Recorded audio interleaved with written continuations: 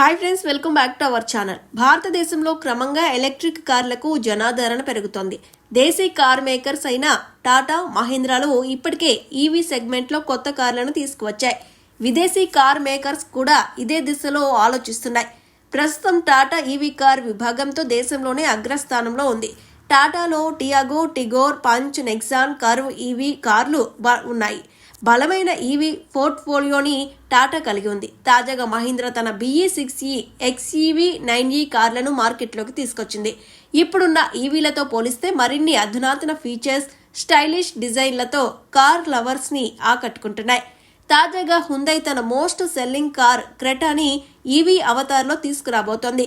Creta ఈవీని Bharat mobility global expo 2025లో విడుదల చేయబోతోంది. జనవరి 17 నుంచి 22 వరకు ఈ ఆటో ఎక్స్పో కొనసాగుతుంది. ప్రస్తుతం ఉన్న సమాచారం మేరకు క్రెటా ఈవీ లాంచ్ జనవరి 17 జరుగుతుంది. ఇది Mahindra BE6e, Tata curve EV, MG ZS EV, రాబోయే మారుతి సుజుకి ఈ విటారాకు పోటీగా ఉంటుంది. హుండై క్రెటా ఈవీని తీసుకువస్తే ఆ కంపెనీ నుంచి వస్తున్న మూడో ఎలక్ట్రిక్ SUV అవుతుంది. ఇప్పటికే హుండై కోనా ఎలక్ట్రిక్ అయోనిక్ 5 కార్లను కలిగి ఉంది. క్రెటా ఈవీ తమిళనాడులోని హుండై యొక్క శ్రీ పెరంబదూర్ ఫ్యాక్టరీలో తయారు చేయబడుతుంది.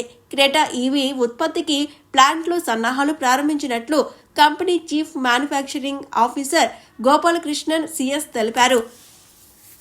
Creta EV petrol, diesel Creta డిజైన్ని కలిగి ఉంటుంది. అయితే క్లోజ్డ్ ఫ్రంట్ గ్రిల్ రీడిజైన్ చేయబడుతుంది. ఏరోడైనమిక్ ఎలైవీస్ వంటి మార్పులు ఉండే అవకాశం ఉంది.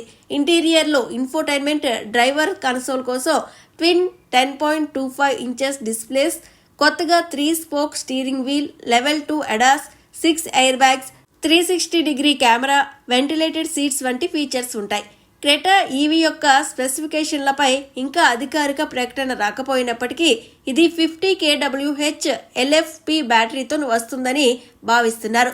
ఒక్క ఛార్జ్తో 450 కిలోమీటర్ల నుంచి 500 కిలోమీటర్ల రేంజ్ కలిగి ఉంటుందని తెలుస్తోంది. ధర విషయానికి వస్తే 18 లక్షల రూపాయల నుంచి ప్రారంభమవుతుందని భావిస్తున్నారు.